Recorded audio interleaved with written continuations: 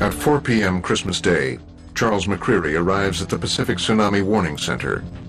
Geophysicists turned detectives Stuart Weinstein and Barry Hirschhorn are busy deciphering the clues of a mystery 7,000 miles away. Without any tsunami sensors in the Indian Ocean, like those in the Pacific Warning System, the team has no way of knowing if there is a tsunami at all. Mental state is, this is a big event.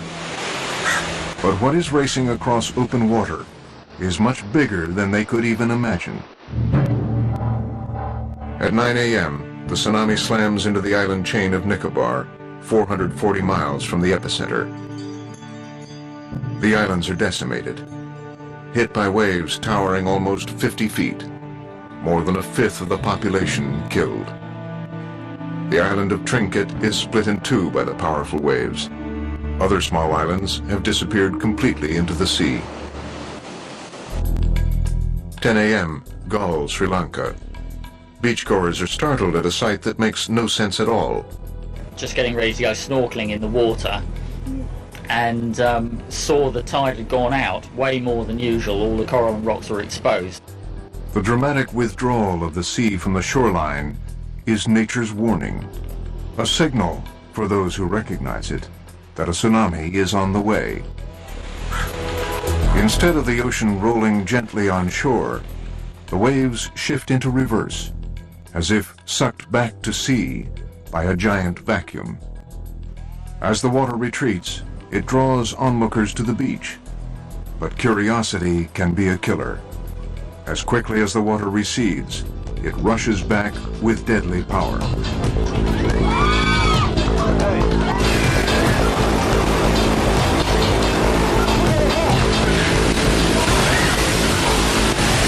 At first we thought we might just get a bit of water come up to the room, and it just kept coming and coming until it burst through the door. We were lucky in other rooms it burst through the whole wall. Get inside! Get inside! Come on, guys! The giant wave barrels inland, turning hotels, houses, and cars into death traps. For those lucky enough to escape the first wave, survival depends on a desperate dash to higher ground. Wave after wave pounds coastal towns to rubble. The waves were so high, he says, that everything washed away. I realized we'd die if we stayed.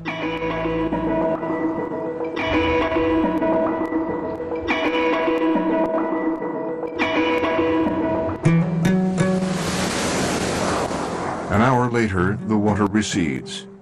A train loaded with some 1,500 people is now a pile of twisted metal. Dazed passengers search for family that only moments before had been sitting next to them. After the initial wave hit the carriage, and the carriage tilted, and the water level was up to here on me, and I thought to myself, I don't know if I'm going to get out of this. But then I saw the opening, and luckily I managed to jump up and pull myself up. Next in the crosshairs, India. Hardest hit, Tamil Nadu in the south. Thousands are washed away from the beaches, many of them women and children taking their ritual bath in the surf.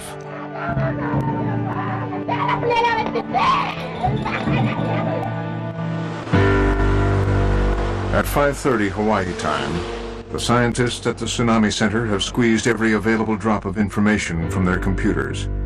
There was nothing to do but wait. It could be that, it occurred after the P wave magnitude window. Minutes later, reports from the area hit the internet, confirming their worst fears. Sri Lanka, 1,000 miles from the epicenter, has been hammered by huge waves. The number dead, unknown.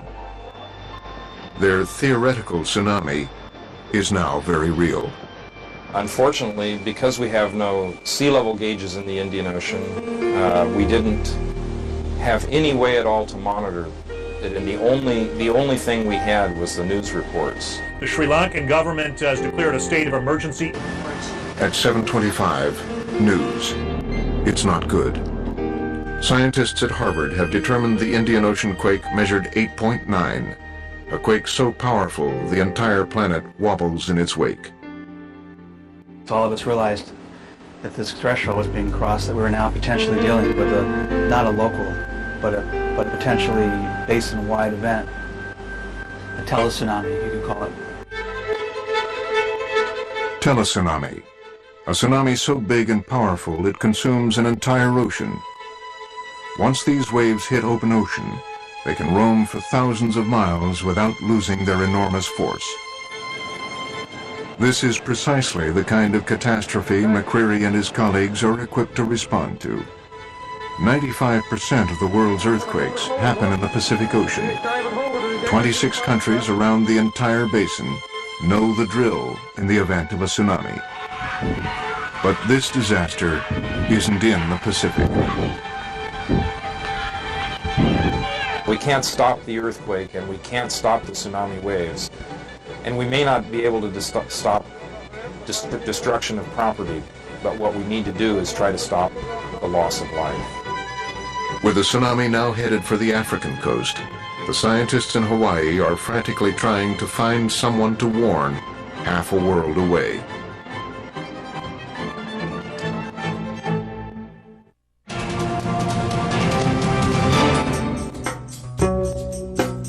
Phuket, Thailand. On this beautiful morning, a leisurely stroll turns into the race of his life for American Glenn Watson. I saw the wave, and I said, oh my God, and I started running. Watson doesn't make it. Rushing up the stairs of his resort, the water overtakes him. He can do nothing but cling to the railing. It is the same for hundreds of others. Those who can't grab hold of something are washed away in seconds.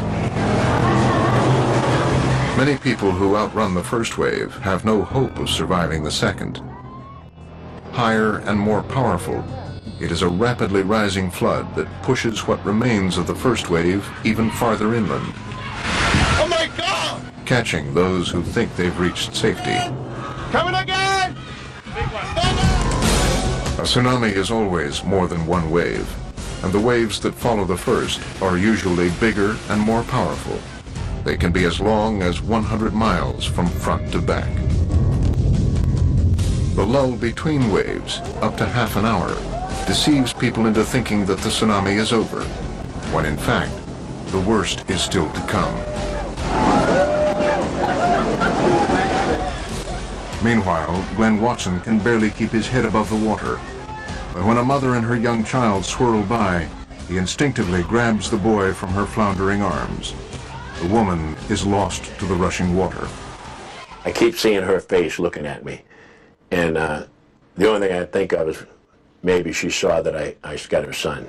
And a mother would want to know her son was saved. After nearly 10 minutes, 2 Thai men pull Watson and the boy to safety.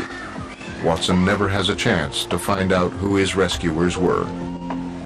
I came so close to giving up and letting go that I think maybe God told me don't let go. State warning point. In Hawaii, Charles McCreary and his team scramble for contact names and numbers of authorities in countries that might still have a chance to evacuate their shorelines. We have to, as quickly as possible, get a reliable, potentially life-saving contact. At 10:15, the team reaches officials in Madagascar and Mauritius. But McCreary can't tell them with any certainty how the tsunami might affect their shores.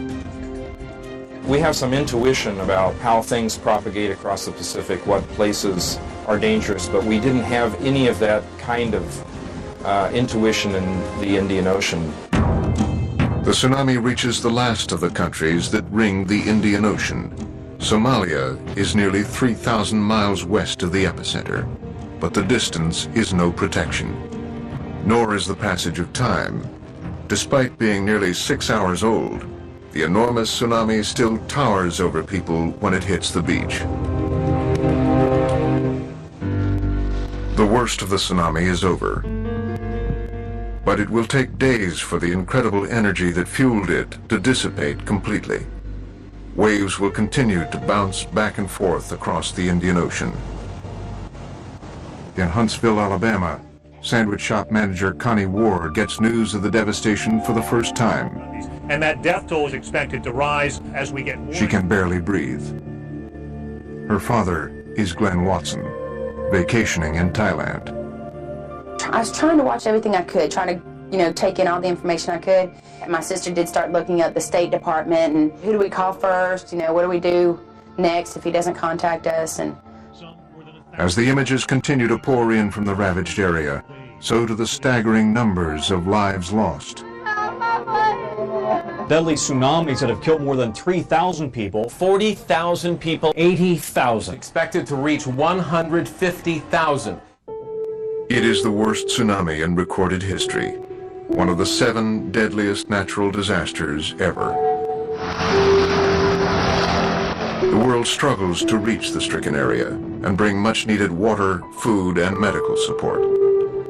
Across the region, people are searching for loved ones. Along with the necessities, happy endings are in short supply. On December 27th, Connie Ward in Alabama gets news. I just had this one email that said I'm alive, and I was like, okay, I need more than this. For now, knowing that her father survived seems enough of a miracle. There would be precious few of those to come.